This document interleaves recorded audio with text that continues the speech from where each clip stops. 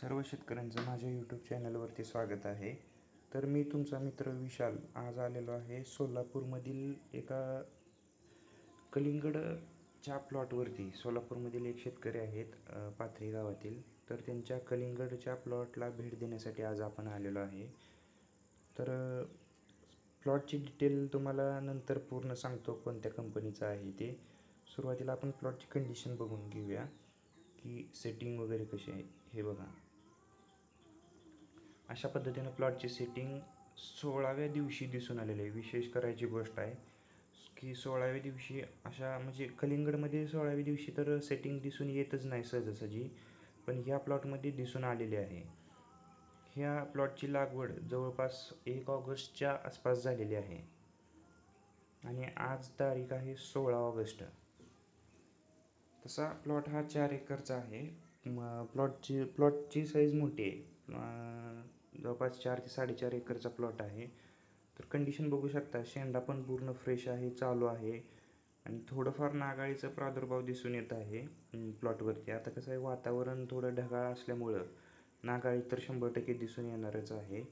तरी पण त्याच परिस्थिती म्हणजे त्या वातावरणाला मात देत प्लॉटची कंडिशन बघू शकता.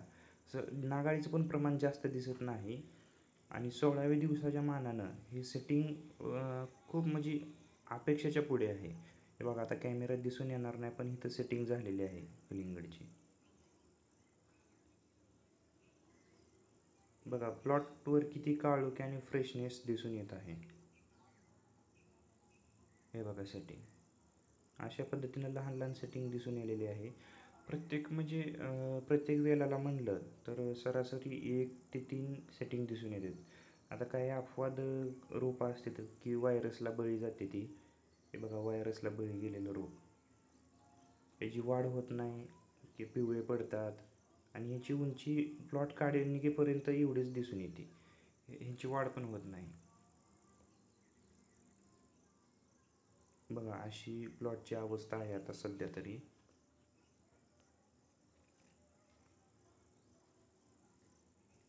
बघा पूर्णपणे वेल आता सध्या 16 दिवसाच्या मानानं तुम्हीच सांगा की वेलाची लांबी किती असायला पाहिजे. पूर्णपणे ही वेल बेडच्या खाली उतरायला लागलेले आहेत. म्हणजे जेवढं मल्चिंग दिसतंय त्याच्या खाली निघायला लागले. ह्याच शेतकऱ्यांचा हा झेंडूचा प्लॉट आहे. झेंडू पण ह्यांचा जवळपास 4.5 एकरच्या आसपास झेंडू लागवड केलेली आहे. तर ह्या व्हरायटीबद्दल सांगतो जरा. मग ही हो का सेटिंग बघा, एकाच ठिकाणी 2-2 दिसून आलेले आहेत.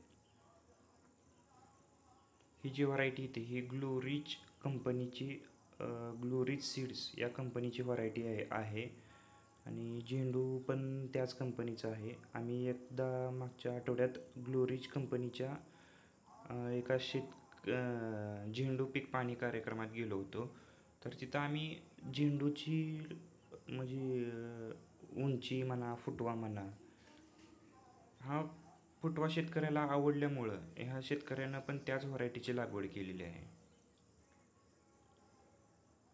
बघा इकडं प्लॉट आहे आणि तसंच पुढे गेलं तर आणखीन झेंडूचा प्लॉट मोठा आहे तिकडं.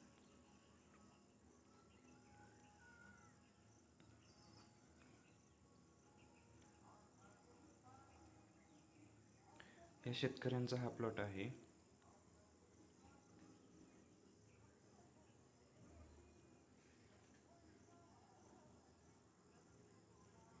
प्लॉटची वाढ बघू शकता. आता खालच्या प्लॉटमध्ये आणि या प्लॉटमध्ये काहीतरी 2 दिवसाचा फरक आहे. म्हणजे ही लागवड ही त्याच्यानंतर 2 दिवसानं झालेली आहे. 1-2 दिवसाचा काहीतरी गॅप आहे. तरी पण बघा त्याची वाढ पण किती आहे. कसं आहे, वातावरण पूर्णपणे सध्या अनुकूल आहे म्हणजे वाढीसाठी. त्या पद्धतीनं वाढ पण दिसून आलेली आहे आणि त्या पटीत सेटिंग पण दिसून आलेली आहे. एका वेळेला नाही म्हणलं तर कमीत कमी एक तर कंपल्सरी दिसून येते. ह्या सेटिंग मॅक्झिमम आम्हाला 3पर्यंत दिसून आलेले आहेत. 3 number of fruit per plant अशा पद्धतीने दिसून आलेले आहेत. तुम्ही वेल बघा किती उतरलेत मल्चिंगच्या खाली. 16व्या दिवसात असा रिझल्ट दिसणं म्हणजे खूप मोठी गोष्ट आहे. बघा इकडंच दुसरा झेंडूचा प्लॉट आहे शेतकऱ्यांचा. टोटल कलिंगड 4.5 एकर आणि झेंडू पण 4.5 एकर आहे. हा पण झेंडू ग्लोरीज कंपनीचाच आहे, पण याची लागवड होऊन जवळपास काहीतरी 4 दिवस झालेले आहेत. 4 दिवसात बघा रोपाची कंडिशन कशी आहे. विशेष गोष्ट म्हणजे या 4 दिवस झालेत लावून, पण कुठलाही मर रोग नाही, कुठंही तुटाळ झालेली नाही. तर धन्यवाद मित्रांनो. अशाच नवीन नवीन व्हिडिओसाठी माझ्या चॅनलला नक्कीच सबस्क्राईब करा. धन्यवाद.